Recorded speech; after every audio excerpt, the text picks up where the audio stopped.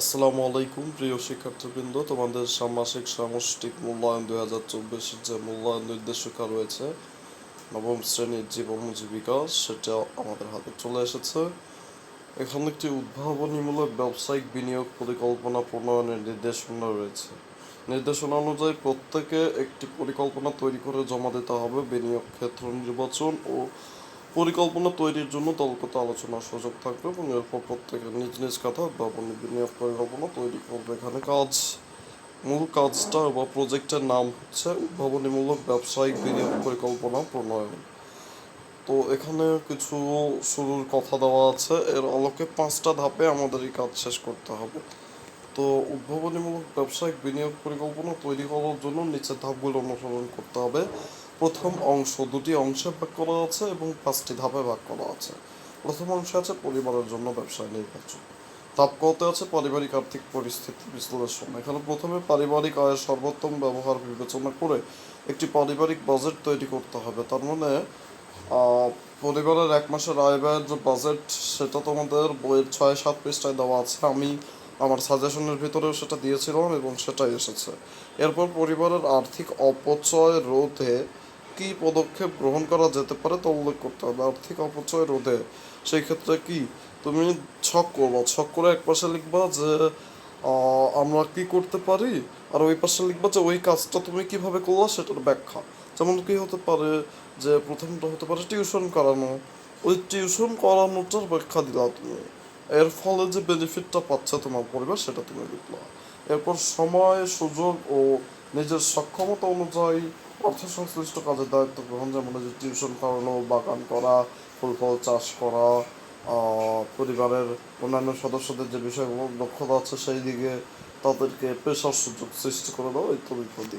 তার মানে এখানে 3টা কাজ, একটা হচ্ছে আয় ব্যয়ের বাজেট তৈরি 1 মাসের, আরেকটা হচ্ছে যে তোমার আর্থিক অপচয় রোধে কী কী করবে, আর আরেকটা হচ্ছে সময় সুযোগ নিজের সক্ষমতা অনুযায়ী অর্থ সংশ্লিষ্ট কাজের দায়িত্ব। এরপরে ধাপ খ ব্যবসায়ের ধরন নির্বাচন। এখানে বলা আছে প্রথম ধাপের পারিবারিক আর্থিক পরিস্থিতি বিবেচনায় নিয়ে পরিবারের জন্য উদ্ভাবনীমূলক একটি ব্যবসায়িক নির্বাচন করতে হবে। সেটির মেয়াদ কেমন হবে, তাহলে তুমি দেবে প্রথমে একটি ব্যবসায়ের নাম, তারপরে দেবে ব্যবসায়ের মেয়াদকাল। তো মেয়াদ হতে পারে স্বল্প, মধ্য নাকি দীর্ঘ, তাকে উল্লেখ করতে হবে।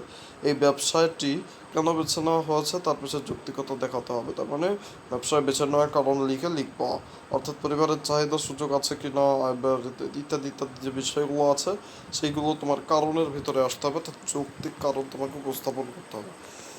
এরপরে দ্বিতীয় অংশ ব্যবসায়িক পরিকল্পনা। তো এখানেও 3টা ধাপে এটা শেষ করা হবে এবং এটাই তোমাদের শেষ অংশ। তো ধাপগুলোতে বলা হচ্ছে ব্যবসায়ের প্রত্যাশা ও প্রভাব নিরূপণ। ব্যবসায়টি থেকে তুমি কি প্রত্যাশা করো তা উল্লেখ করতে হবে। এই ব্যবসায়ের কাজে নতুন কি প্রযুক্তি ব্যবহার করা যেতে পারে এবং তার প্রভাব কী হতে পারে তা বর্ণনা করতে হবে। ব্যবসায়টি টেকসই এবং উদ্ভাবনীমূলক কিনা, যদি তাই হয় তাহলে কেন টেকসই এবং উদ্ভাবনীমূলক মনে করছো, সপক্ষে যুক্তি দিতে হবে। প্রাকৃতিক ও সামাজিক পরিবেশগত পরিবর্তনের এই ব্যবসায় প্রভাব আছে কি না তাও তোমাকে বর্ণনা করতে হবে। এখানে প্রত্যেকটা প্রশ্ন করা আছে তোমাকে, যে আছে কি না বর্ণনা করতে হবে। এগুলো প্রত্যেকটা এক একটা প্যারা আকারে তোমরা উপস্থাপন করবে। এরপরে নম্বর ধাপ বলছে ব্যবসায়টির জন্য আর্থিক বিশ্লেষণ। সম্ভাব্য ব্যবসায়ের জন্য মূলধন কত লাগতে পারে, কিভাবে উক্ত মূলধন সংগ্রহ করা সম্ভব তা উল্লেখ করতে হবে। ব্যবসায়ের সম্ভাব্য আয় ব্যয় ও মুনাফা নির্ধারণ করতে হবে। আয় ব্যয় মুনাফা নির্ধারণ করে, অর্থাৎ কি তোমার আয় কত হচ্ছে, ব্যয় কত হচ্ছে, ক্রয় মূল্য কত, বিক্রয় মূল্য কত, আর আয় ব্যয়ের বিবরণী এটা তোমরা তৈরি করবা। অর্থাৎ তোমার যে পাঠ্য বইয়ে যে 3টা অঙ্ক দেওয়া আছে দ্বিতীয় অধ্যায়ে, যে ধাপ নাম্বার 5-এর ভিতরে একটা হচ্ছে ক্রয় মূল্য বের করা, একটা বিক্রয় মূল্য বের করা, একটা আয় ব্যয় বিবরণী, 3টাই এখানে দিয়ে দিয়েছে। এরপরে নম্বর বিপণন আইডিয়া ও গ্রাহক সেবা, অর্থাৎ উৎপাদিত পণ্য বা বিক্রয়ের জন্য কী কী কৌশল অবলম্বন করতে হবে, বিশেষ করে কোনো বিপণন আইডিয়া থাকলে সেটি উল্লেখ করতে হবে।